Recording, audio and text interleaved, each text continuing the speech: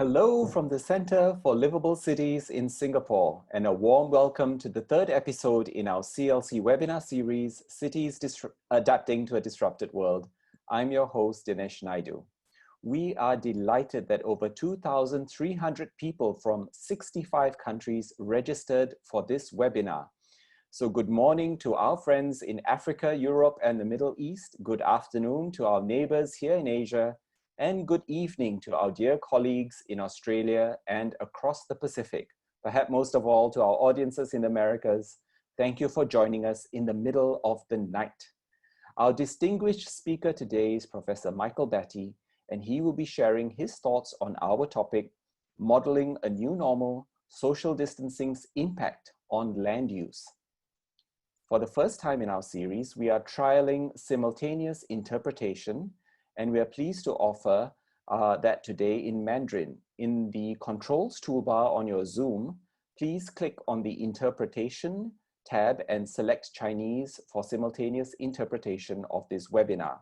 The instructions are also on the screen right now. Let me cover some other housekeeping matters.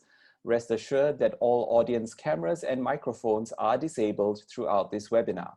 Following Professor Batty's presentation, we will have a panel discussion and audience Q&A session with our guest moderator, Ms. Hwang Yu-Ning. Our audience members have already submitted literally thousands of questions for Professor Batty, but you can continue to pose new questions by clicking on the Q&A tab. For those who'd like a copy, Professor Batty's slides can be downloaded from our CLC website.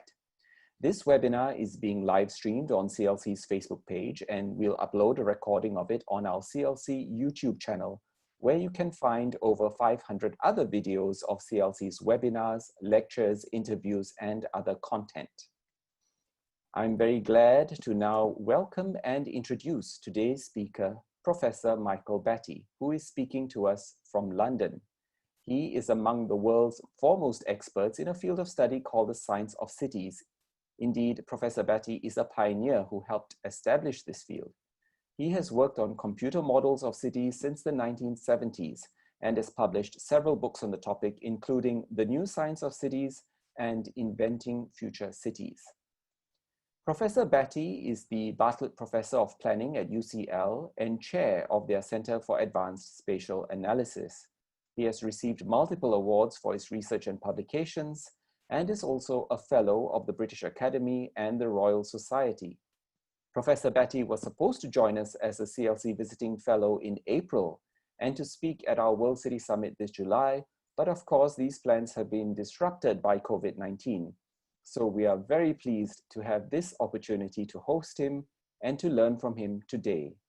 With that, Professor Michael Batty, the mic is yours. Okay, thank you very much for that very kind introduction. I'm just trying to share my screen at the moment so I can load my PowerPoint. Let's have a look. Here we go. Whoops. Okay, let me begin. Thank you very much for inviting me, ladies and gentlemen. I'm very pleased to be here. What I'm going to talk about this afternoon is modeling a new normal, the effect of social distance on land use, but I will be taking a perspective by looking at the kind of tools and techniques that we've been working with for many years, and the impact of how social distancing is going to change those tools. Now, one of the kind of key things that if you know anything at all about land use transportation models, you'll know the distance is absolutely central to the way those models work. And of course, in a world where we're being exhorted to actually remain 2 meters apart in terms of the current pandemic and so on, this has enormous implications for the way those models work and what they can actually tell us. So let me move on. As our host indicated, you can get this presentation from the CLC webinar site. You can also get it from my blog, you can read it a little bit at your leisure in this sense, because there's quite a lot of material I'll be developing. Let me tell you what I'm going to do. I'm going to talk first of all about disruptive events. the idea of the network analogy, the idea that networks really underpin our thinking about complexity in cities. And if we fracture or break those networks in some sense, then the events will be, the networks will actually collapse in that way. Now, it's usual to think about small breaks in networks, which can lead to cascades, major disruptions, but of course, nothing has ever really prepared us for the kind of pandemic that is happening at the moment. Entire networks are closing down in some sense. So I'll talk about these. Let me then talk a little bit about theory, Tobler's law and Newton's law and so on, a little bit about the effect of distance in that sense. And then I'll talk about one central idea, that large-scale thinking collapses into small-scale thinking and vice versa. Normally, our models of cities tend to work at individual scales, the large scale, the medium scale, the small scale, and so on. In fact, if social distancing is central to the way we behave, then all of our models at all scales will be changed in that sense. And therefore, we need to begin to think about putting our models together across scales. I then want to talk very briefly about three sorts of models. I'll begin with the very fine scale, the urban design scale in that sense, then move to thinking about how we generalize our pandemic models to national systems. One of the kind of key features about modeling the pandemic is that most of the models are non-geographical, which sounds in fact incredible given that contact and distance is central to this. But nevertheless, a lot of effort has been put in the last 3 months into thinking about the spatial impact of the pandemic in this sense. And then I'll talk about our long-term urban change model, the QUANT model, which is initially designed to look at large-scale infrastructure projects across the UK. And I'll show you some scenarios that really relate to how long-range travel is determined by short-range contact, by social distancing, and then I'll wrap up. Okay, so disruptive effects, the network analogy, post-pandemic cities. Now, most of our models are based on cities which are conceived as networks. As I've said, we can disrupt those networks and we can look at the impact in this sense on the cascading events that take from this.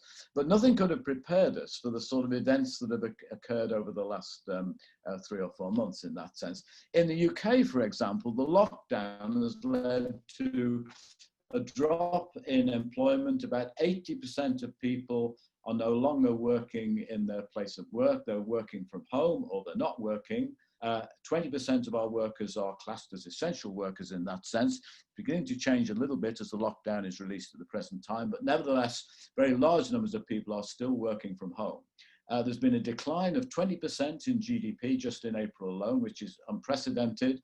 People talk about this as something that hasn't happened for something like 300 years. Of course, 300 years ago in the Great Frost in 1709, when there was a major disruption in the economy, of course, things were so massively different, they're non-comparable. And the UK government is actually funding about 30% of all employment up to the average wage at the present time. When this actually ends in late September, early October, then there are some real challenges as to what happens to employment in this sense. So bringing the economy back out of lockdown is really all important in this particular context. And we hope that our models will be able to tell us a little bit about these sorts of problems. Okay, so as I've said, distance is pretty central to many of our models in that sense. Before the Industrial Revolution, the maximum distance we really walked each day was no more than about 6 miles. In fact, the average was about 3 miles in that sense. But of course, most of our economy now is structured around cities where, and certainly in big cities, the average travel time per day is an hour. In fact, in really big cities, it's actually a good deal bigger than that. In London, for example, we think that the average is probably, if you add everything in at the trip ends and so on, is something about 1.5 hours in some sense. And this is generally accomplished by some kind of motorized transport, individual car travel and by mass transit. If we suddenly change the notion of spacing, densities in that sense, in terms of how many people we can pack into small spaces, and of course the small spaces are not just where we work and shop and so on, they're also in terms of the vehicles we actually travel in that sense, then there really are some enormous implications for how far we can travel and the kind of capacity of moving people within cities in this sense. So to some extent, this is the kind of essence that we're trying to look at in this particular talk. We're looking at the impact of social distancing on our models in this particular way. Let me show you some examples of the kind of spatial things that we look at across scales. Here's a picture of London, and these are retail locations in a big city. You can see immediately that distance is all important to the organization of things. You don't need to know anything about what the map really means to indicate simply that this is the location of retailing. The network is quite clear in that particular context. This is at a much smaller scale. This is a parade in a street using an agent-based model, a parade around a street route, where we have the parade, which is in the lighter, the whiter sort of units which are moving around agents, and then the red ones are people watching the parade in a sense, and you can immediately see the kind of pressures involved. This, in fact, is taken from a model of the Notting Hill Carnival in West Central London, which takes place each year. In that particular context, clearly crowding is really all important and contact is absolutely essential. Unless we can move away from the pandemic, find a vaccine, etc., if social distancing is going to remain for any length of time, then it's events like this which simply will no longer happen, basically. Last night, for example, Manchester City played the Arsenal in one of the first games in the empty stadium in that sense. This is the kind of thing that we're facing at the present time. And the last example I've just put up is a supermarket. And actually some work is being done, and I'll talk about this a little later, on supermarkets and how we can actually relay out the inventory and so on in the supermarkets, how we can put shoppers into the supermarkets in different ways. And that particular picture shows you the potential contact of infection in terms of that particular layout. More of that later. Okay, so in other words, what we're trying to do in this particular context is think about the impact of social distancing across all scales. I could not come to Singapore, for example, largely because the airline industry has been massively disrupted in this sense. But even if I were to come to Singapore under a new regime, I would have to social distance with respect to the airlines themselves in that sense. So it's going to make an enormous difference at all scales, globally, all the way down to locally. Here's an example of what this might mean. This is our QUANT model, and I'll talk about this a bit later. On the left, you've got the road system of the UK, and in the middle, you have the railway system. And what we've done in this context is to actually impose the 15% limit on rail. In fact, it's argued now by Network Rail and a variety of operators that they really can't pack more than about 15% of their previous capacities into these rail systems. If we do that in our models, then on the right-hand side, you can see the impact on accessibility. The impact on accessibility with the reduction in accessibility being the dark in this particular context, and the impact in that particular way. So Greater London, for example, in the southeast corner, has an enormous impact on loss of accessibility once we impose this kind of social distancing. You can actually think of this as also shifting from rail to road in this particular context, and a measure of congestion as well. Okay, now there's a lot we can actually say about distance in a sense. Many of you watching this will know that one of the kind of key features in terms of distances is the notion that as we travel away from a place, we're more likely to actually move less towards that place. So distance acts in an inverse way. The further away we are from a particular point, the less likely we are to interact with it. And that's absolutely central to the way all our transportation and locational models work. Waldo Tobler, in a famous paper about 50 years ago now, basically formulated Tobler's first law of geography. Everything is related to everything else, but near things are more related to distance things. And that little equation shows you what this is. In fact, the next slide is much better because it actually shows you what the impact of distancing is in these particular models. So you can think of the location 0, distance from the destination C at the origin, and the further away we travel, the less amount of people who actually travel to that particular place. And we can add up the number of people traveling That looks a bit formidable, I know, but you can add it up basically in this very simple model, sort of first year calculus really in this sense. And basically we can change that particular distancing. The next slide shows you what happens if we actually travel greater distances. So the steep curve here is something like, for example, let's say London. The much bigger curve here is perhaps Los Angeles, where people travel much further in a sense. So we can actually see that as we change the curve, etc., in some sense, then we're increasing the amount of travel in the system in this particular context. Okay, we also need to examine what happens when people get to a particular point.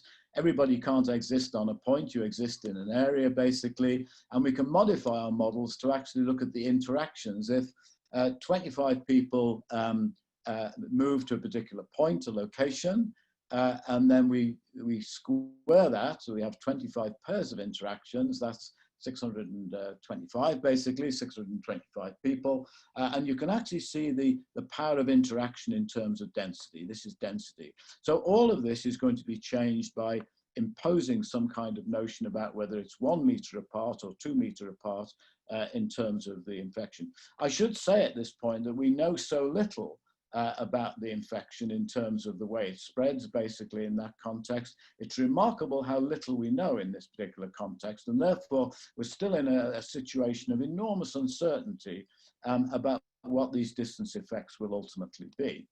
Of course, if we produce a vaccine, then things may well return over the next year to a normal in some sense, but if we don't, in some sense, then of course, some of the things that we're doing will probably be built into our behaviors in that sense.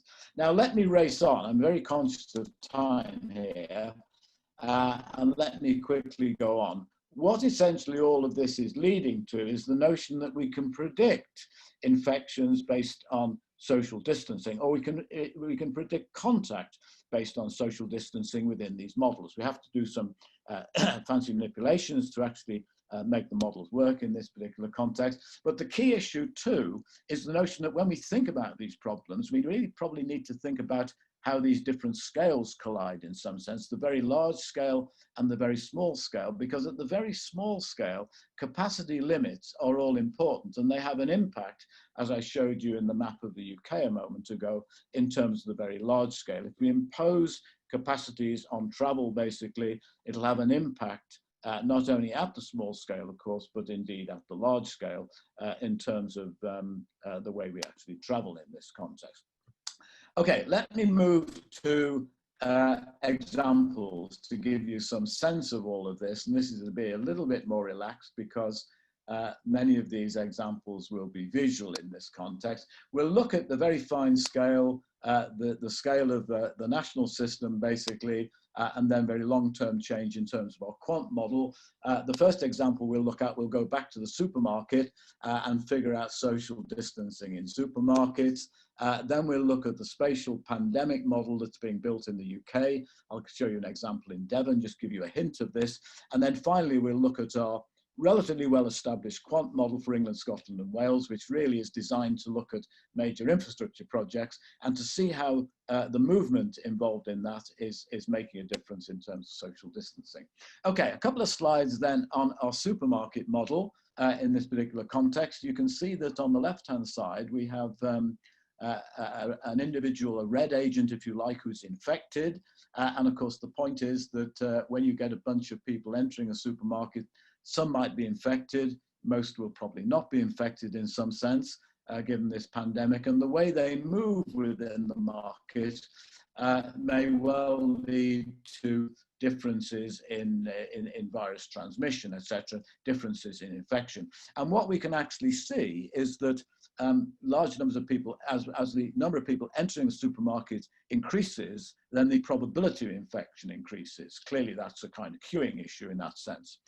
One of the kind of key things that we've discovered already in this context is that if we build in one-way systems into supermarkets, this does not necessarily lead to a potential decrease in infection. It could lead to an increase because people are in the market longer, they're more likely to come into contact with people, and then there often is some breaking of the one-way distance or the one-way rules in this context. So in some sense, there are often counterintuitive effects. I should say that we're doing this with a national supermarket chain, and the national supermarket chain are very reluctant for us to actually share any specific results in this context, but it's true of everywhere that it's not immediately obvious if we introduce one-way systems and change layouts and so on, that this will reduce infection. And here's a bigger supermarket, that's the one I showed you before, where the infected individuals and their locations are shown in terms of the queuing in this particular context. That's a really kind of superstore in that sense. So of course, all of this analysis really relates to not supermarkets per se, but all kinds of big spaces, from offices to stations to malls and so on in that context. Okay, large-scale models of national systems. We're building a model which is an integrated model across several scales with different models already built. There are basically 4 sets of models being put together in this sense to look at the spatial pandemic. There's a UK demographic model built at Leeds, which is called Spencer. It's a microsimulation model. We're building some retail, schools and hospital spatial interaction models, etc., that are really quite important in terms of the pandemic. You're probably aware of children going back to school, both in Singapore and in the UK, basically. There's a big issue about social distancing in that particular context. So our models are being adapted in that way to look at this. We're doing that in UCL. The Cambridge group are doing it for the Journey to Work, and an Exeter group are building the SCIR model. That's the susceptible exposure infection recovery model, which is the standard pandemic model, and making that spatial. Essentially, we're putting these models together. Here's a block diagram of how they fit together, basically. This is very experimental work because many of the loops in this model that we might begin to think about once we develop the demography and the risk profiles and so on, and then the infections, we may need to feed back and to build a simultaneous version of this. But so there are some technical challenges in doing this, as well as actually putting together models that have been built by individuals like me, sitting in their study at home, basically, social distancing in that sense, working from home, over Zoom and over the internet, basically. So putting together these models in that context, in and of itself, is an enormous challenge. Putting them together theoretically is an enormous challenge. Putting them together in the context we are at the moment is a bigger challenge. And then, of course, using them to inform policy is an even bigger challenge in that sense. Here are some examples from this. This model is it can be applied anywhere within the UK, but the version that I'm showing you is from Devon. Okay, long-term urban change. Another couple of minutes, and then I'll round it off. We do have a model that's been developed for a number of years, probably about 5 years. It's now funded by the Turing Institute, and it was originally funded by the Future Cities Catapult. And this is a model for the UK to look at the impact of large infrastructure projects in the UK. I'm not going to go into detail of the model. It's a standard land use transportation model. It has a physical component where we move people around, and it has an economic component where we move things like wages and travel costs and so on, enter it in that sense. We built it for a number of places. This is the Greater London region, basically, which is from Reading in the west to Southend in the east. So this is not the GLA. The GLA is a small bit of this, but this is the south, the London and the outer Met area, we say. In that context, that's the kind of model we've got, basically. What we're interested in doing in Quant is scaling it up. We originally scaled it up to England and Wales, and then we've scaled it up now to England, Wales and Scotland. Because it's a distance-based model, we exclude the island of Ireland and indeed Northern Ireland in that sense. Here's a map of the, or a block diagram of how the thing looks. We have a client side and a server side. It's a web-based model so that you can run it. The ultimate idea is to run it online, running it online, of course, and getting results immediately. So the idea is it's fairly user-friendly. Planners in practice should be able to use it from anywhere in the UK because it's online and not open source as such, but open in some sense for anybody to use. So these are pictures. Now I'm just going to go through, this is the interface very quickly, all the various gizmos we've got in terms of that. We can test alternatives by plugging in changes in real time into the model and running the scenarios. These are pictures from it in terms of, we have a version that's scaled down to the Cambridge, Peterborough area, basically. So there's many aspects of this, but the interesting issue, of course, is that what we're really interested in is looking at the impact across the whole UK, particularly of transportation proposals. So I'll look very quickly at Crossrail, reduction in carbon emissions, and last but not least, the impact of social distancing on the network rail in the UK. Now, this is Crossrail. This is the high-speed line that's being built under London. Now, I do realize there's in Singapore and very much in Asia Pacific, you can build these things in a matter of a couple of years, but of course, this has taken about 20 years in Britain to build. It's not even open yet, basically. It's a couple of years behind. But anyway, this is going to have quite a major effect. It's already had a major effect across London and the southeast. But the interesting feature is, of course, it's not just London and the southeast. We need a model of the UK to be able to look at these implications. You can see Crossrail here. This is southern Britain. Basically, you see Crossrail. You can see that anywhere on the network, even in South Wales, in the old coal mining valleys, basically, there are impacts in terms of improved journeys just by introducing this high-speed line. In this particular context. So that's really the nature of QUANT. And then we can look at population change, change between different modes and so on in this particular context. Now, the impact of high-speed rail in Britain is quite important.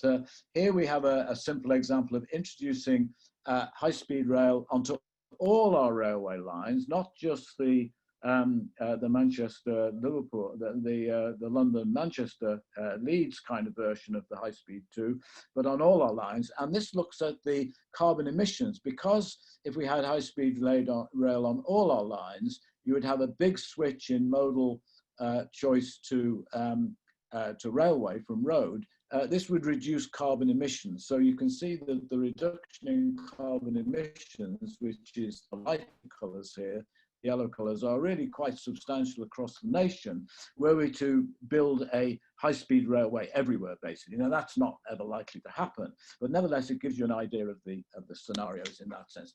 Last but not least, what happens when we introduce a capacity limit of 15% for social distancing on rail? In other words, we're saying that the rail capacity drops to 15% of the system, basically, in that sense.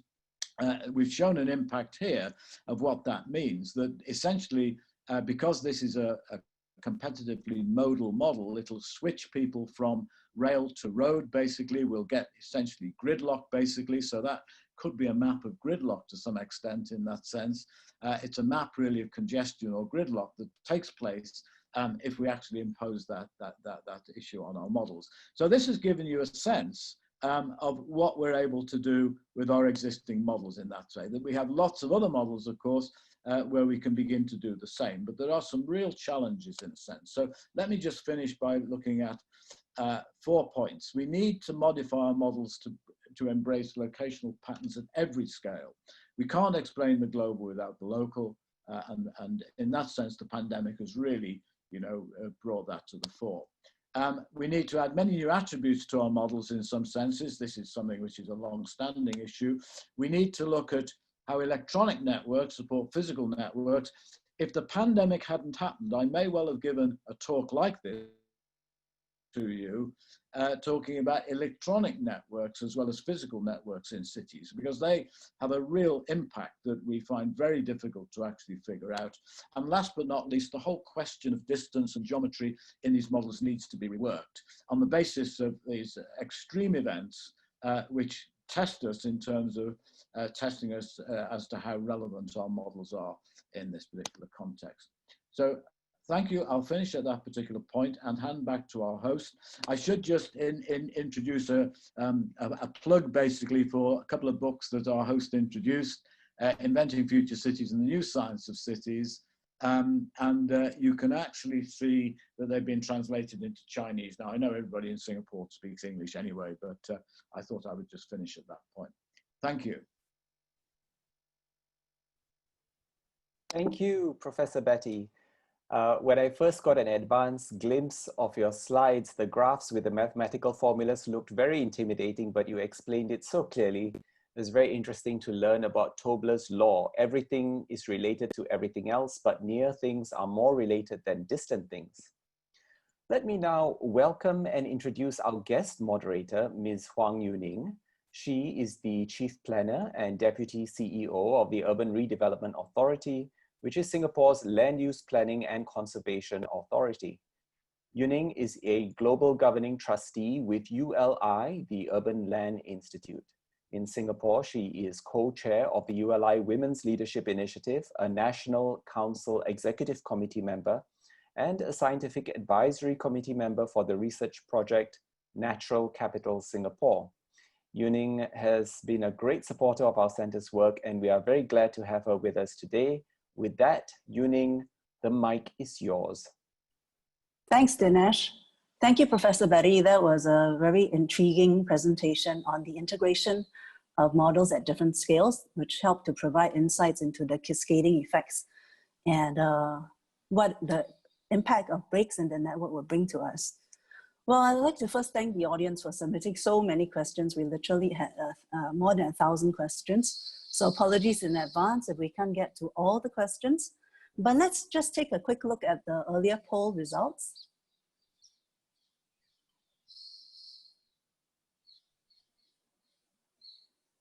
Well, it does look like most people will be expecting adjustments. So perhaps that's a good lead-in to our first question, Professor Batty. Because do you think the sea changes that we are seeing across the globe, you know, whether it's the decline in international travel or less dining out, etc., will these trends be sustained? And how can the models help us do scenario planning as well as signpost these unfolding trends? Yes, this is a very important question. How long will what is happening at the current time actually sustain? If a vaccine were to be produced, then probably within the next year, we would begin to return to the kind of normal that we had before the pandemic. I don't think there's any doubt about that. The structures are very deep in some respects to how we organize things prior to the pandemic.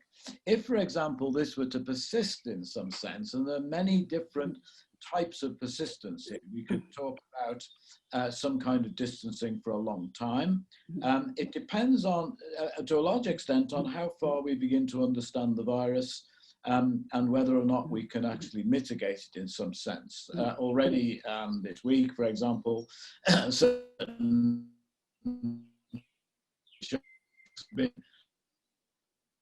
have been identified as acting people who are COVID-19 so on. So I think there will be advances in that sense.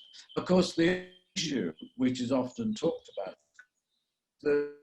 provides us opportunity something for a long time now. I think 20 years, the green agenda has been significant in this sense. And the green agenda suggests more will concern ourselves with both health and the conservation of resources and so on in ways that are possible. And this might give us an opportunity to move in that direction. For example, yesterday, I received an email from the Great, basically telling me that the congestion charge 24/7 goes all the time, whereas in the past it's just been during the working, not at weekend. All of these things have been changed in a sense, and this is the notion of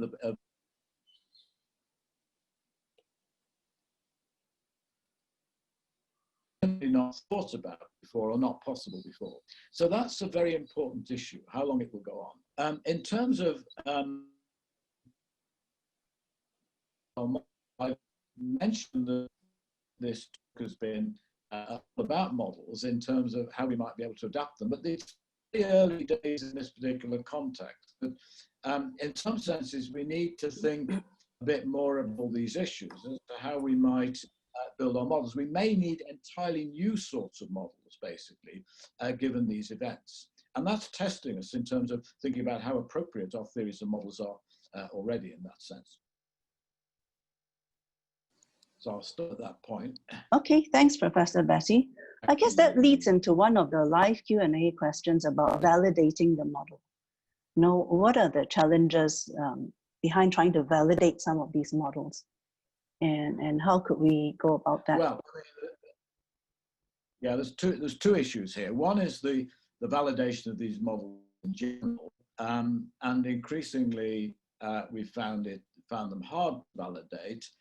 In some sense, validation itself is quite a problem in the sense that we would not expect the models to be able to produce accurate or perfect predictions. So this has changed our view of how we would use models. So over the last 30 or 40 years, people have moved from a stance where we think we are able to actually predict things, even in the very short term. The pandemic itself is evidence of this, that our ability to predict is highly limited in sense. That leads to use ideas really rather differently. The quality of issues of model.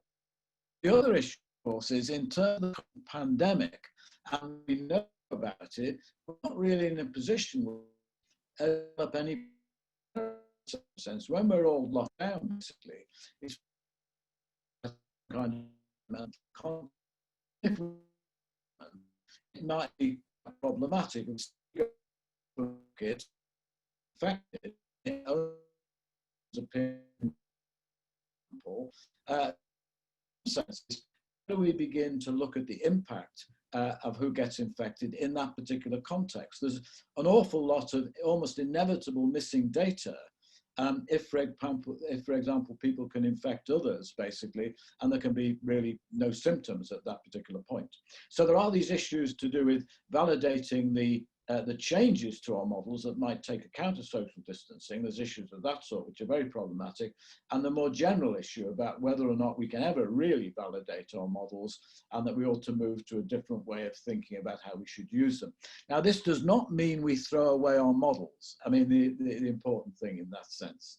I'm reminded of a great quote by the statistician George Box, who said that all models are wrong, but some are useful, basically. And that really sums it up. That's a great insight, Professor Batty. And I suppose the whole pandemic is an evolving one.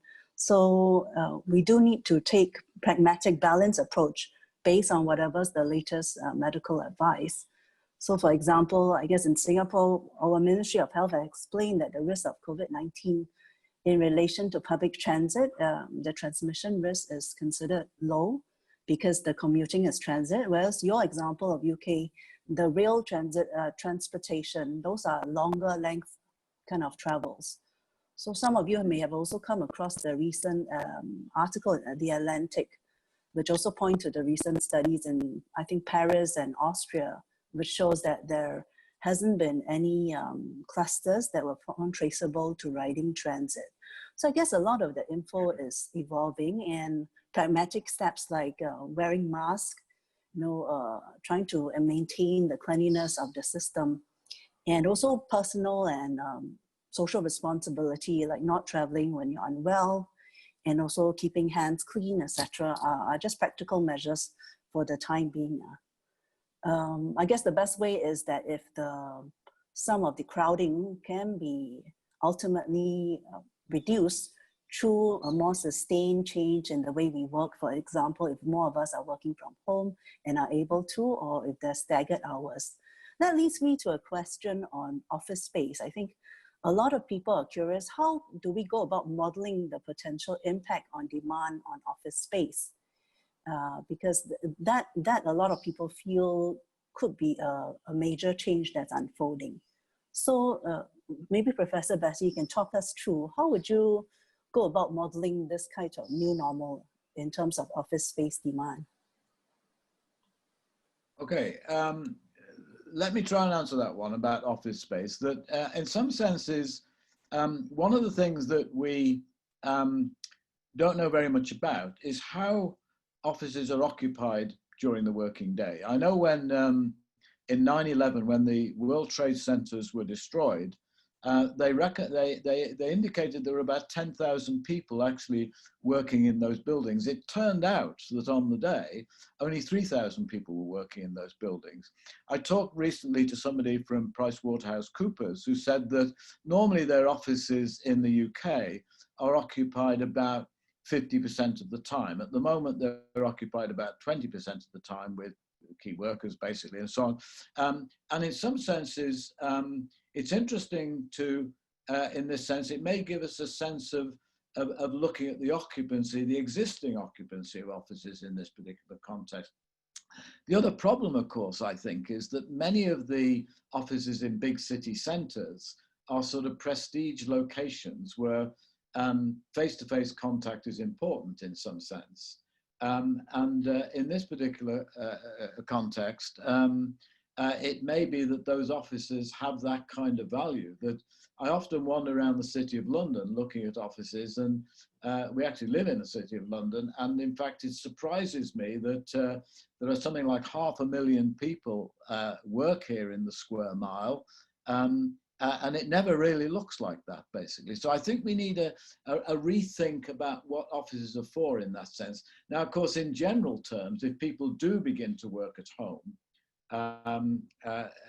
to any real extent, and we're beginning to get used to this, then there will be some major changes. I have no doubt whatsoever that we'll see changes in the high street and things of that sort. We're already seeing that with online shopping and so on.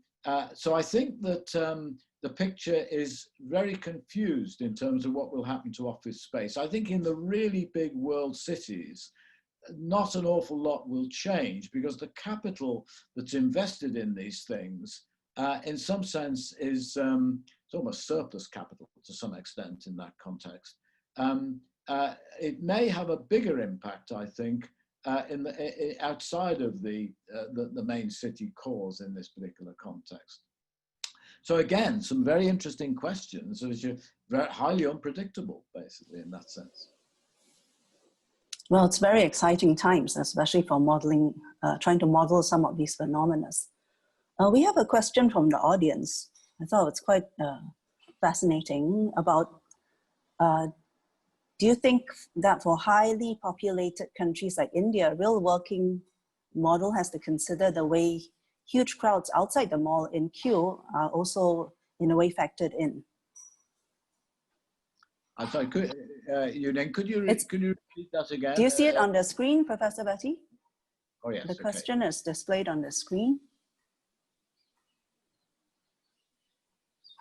So whether we can take the local model and also model not just within the mall or the supermarket, but also what's happening around it and outside. I think in situations such as in parts of India, basically, yes, that the crowding that takes place is very different, I think, from other parts of the world. It's very different from what we're used to, for example, in the UK in that context. And our models really do have to be adapted in some sense to deal with these things. Of course, if we're thinking about working models that take account of this self-distancing, social distancing and so on, in lots of situations, such as in this Indian situation, in this particular context, then we really have to know a lot more. And you made this point in a previous question, I think, that we need to know a lot more about the impact of these things. That it's often said that it's very unlikely to pick up an infection in the supermarket, but it's also very likely to pick up an infection in a crowded tube train, especially if you're on the tube train for maybe 15, 20 minutes, that the viral load and the amount of contact is all important. And I think that kind of thing, again, has not really been factored into our thinking at this point in terms of our models, but it needs to be, in some sense, not simply the actual spacing itself, but the amount of time we're actually spending in proximity to others in this context. So time is really quite an important issue. And again, that's not something that we've been particularly good at in thinking about how our models in terms of movements in cities works, the amount of time in which we're in contact in that sense. Thank you, Professor Batty. We're running short on time, but I think this last question is quite fascinating as well.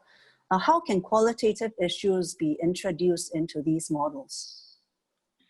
Okay, well, to me, in some sense, to actually even build them and apply them and to make the assumptions we make, many of these questions are qualitative in the last analysis, in the first and last analysis, basically.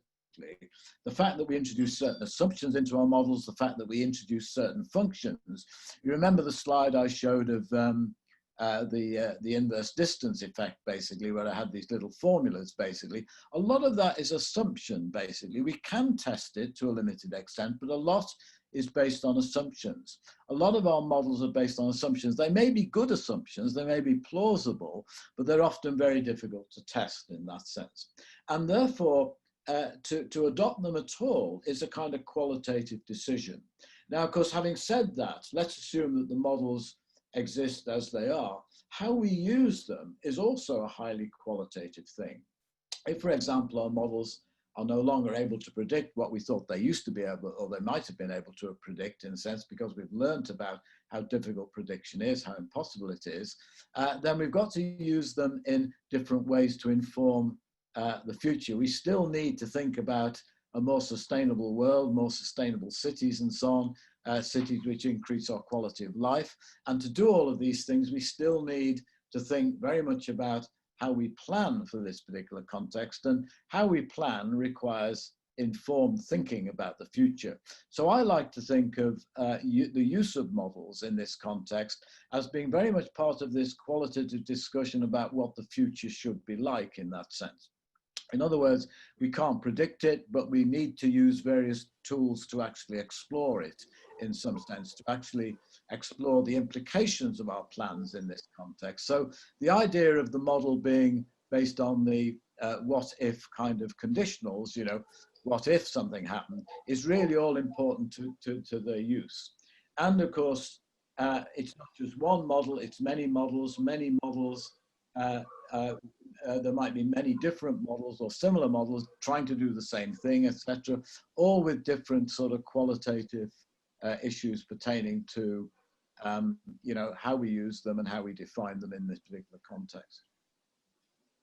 Well, certainly that's an important point that you're making, that the model may not provide all the answers, but it's starting to point us to some of the possible implications and helping us to create more informed decision.